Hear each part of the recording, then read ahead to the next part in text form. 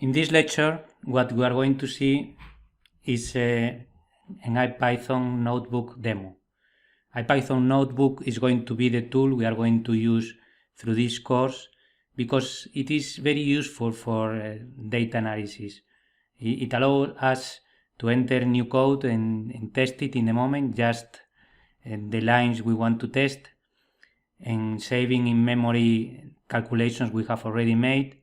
So we can go through different data analysis, exploratory analysis, or just munging and fixing data until getting the results we want to get.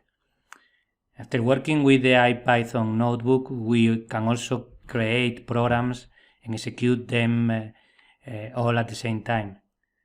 But for data analysis, this tool, as we're going to see, is very useful. So we suppose we have already installed in our computers Ipython, and what we are going to do is to launch it. So for that, we open the command window, typing cmd in the command text box, and entering in the command window Ipython notebook.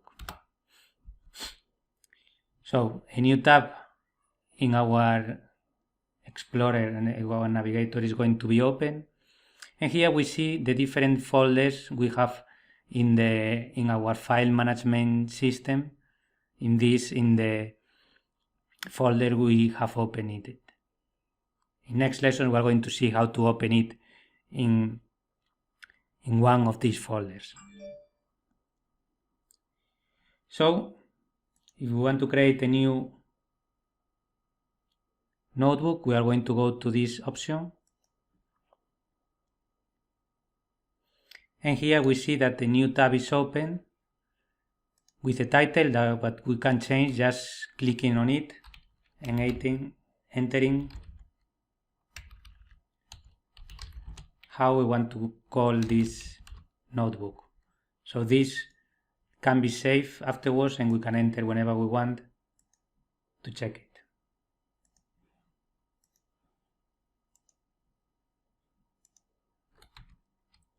So it seems there was already an Ipython Demo notebook, so that's why we rename it to Ipython Demo 2.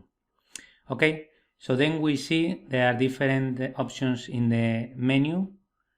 In the file we have all the options relating to the file management.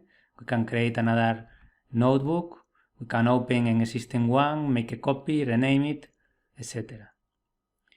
In edit, we see we are going to work with cells. This is a cell. A cell is going to be, as we're going to see, it is a block of code. It can have one or more lines in which we are going to enter the different lines we want to execute. We can only execute one cell at a time, or we can execute more than one cell at a time, or all of them, but we cannot execute one line of a cell. We are going to execute one cell. So here we can cut them, copy, paste them if we have different cells that we want to copy and paste. We can merge them, or we can move it. We can change from header to toolbar. We can insert cells when we have many of them. We can insert some of them in between two. We can run, here we see, we can run the cell where we are and stay in that cell. We can run and select the below cell, or we can run and insert one cell below. We can run all of the above, all of below. And we can enter different cell types. Code is going to be the normal when we are entering code, but we can also use Markdown for entering titles or just information for describing what we are doing. So this is very useful because afterwards, when we want to retrieve one of these notebooks, we are going to know what we were doing at that moment. And we can change the output and manage it. The kernel, if we want to restart and free the memory and clear it up. And in the help, we see here we have some keyboard shortcuts that are very useful, because once we start working with it, we are going to use them for interacting with the interface much more easily. For instance, very important just for running the cell, we don't have to go to the menu each time we want. We can just press Shift plus Enter, and the cell will be run, and it will be selected the one below.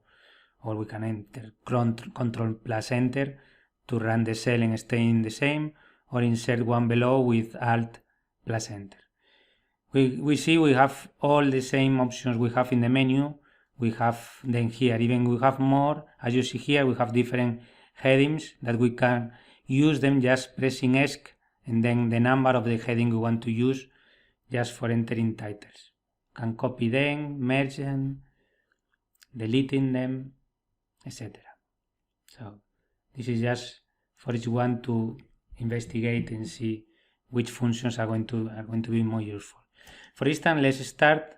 What we are going to do, first of all, we are going to create title. So we go to the cell type, markdown, and for entering title of heading 2, we would enter these two hashes and the title. For instance, if we press Shift plus Enter, here we see that we see it as a title.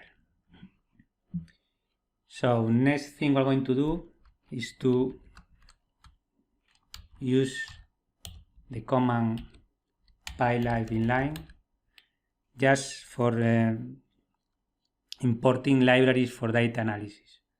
So if we press Shift plus Enter and we run it, we see that it's going to take into account NumPy and Matplotlib, that are two very important libraries for data analysis. Suppose now that we want to enter another title, we are going to use now the shortcuts. For instance, if we remember, if we press ESC and then 2, we are going to enter a heading of type 2, that is the same we entered in the first cell.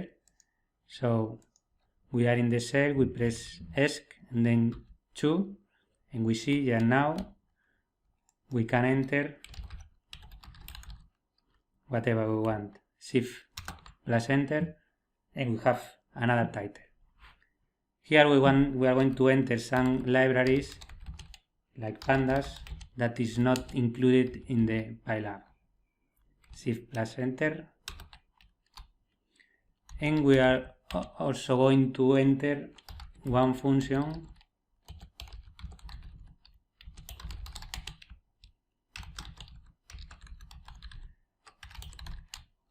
that is going to be very useful for retrieving stock data and using it.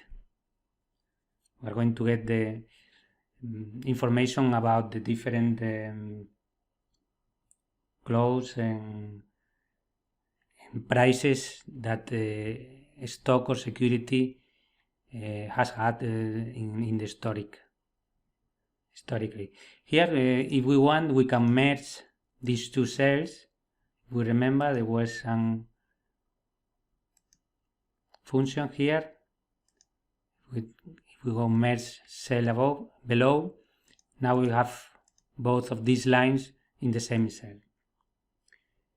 So we're going to enter here just with ESC2. Let's call this demo, Shift plus Enter. And now we are going to create data frame, the pandas data frame. We're going to see in next lectures these objects and how are they created and what can we do with them. But just for this demo, we're going to create one at this moment. If we enter the df, for instance, for storing it, and we use the function data reader, the one we have imported, we're going to ask for the prices for the standard and poor's index at ETF, We are going to use the Yahoo system for retrieving this data from the January 1st of 2000 to the current date. So Shift plus Enter, and now this information has been stored in this variable. If we enter this variable and then question mark, and we press Shift Enter, we see that we get some information about this variable. It is telling us that this is a data frame and that it has these different columns: the open, high, low, close, volume, and adjusted close. It has 3,879 rows and 6 columns. It says the file, and it gives us some information about this object, this class. Also, if we are not sure of one of the methods or functions we can use with it, we can press that and then tap, and we are going to see the different function or methods we can use with this data frame. For instance, we are going to use the head one.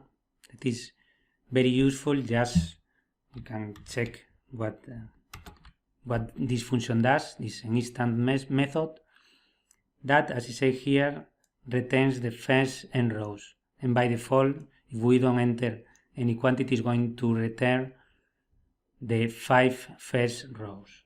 So we enter it, Shift plus Enter, and here we have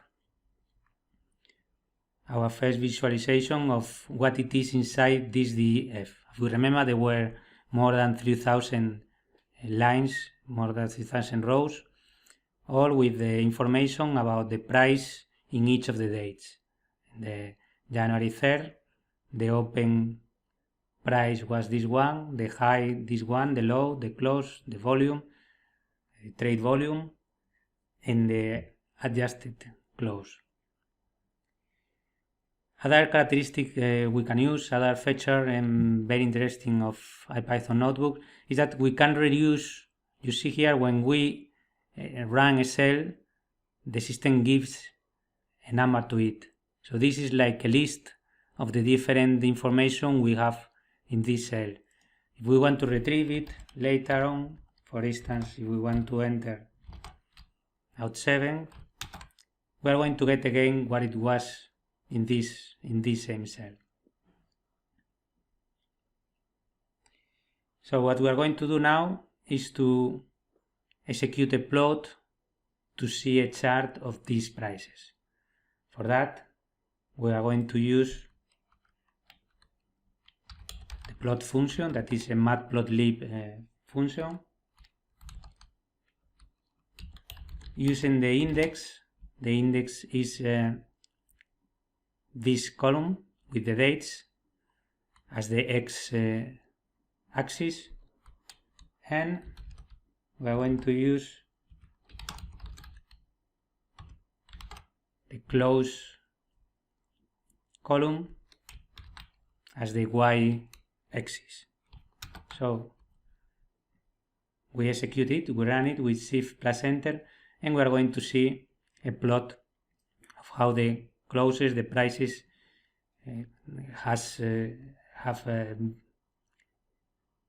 how this for this stock, for this ETF, how it was closed in the different dates from the 2000 from the January 2000 to the current date, in January 2015.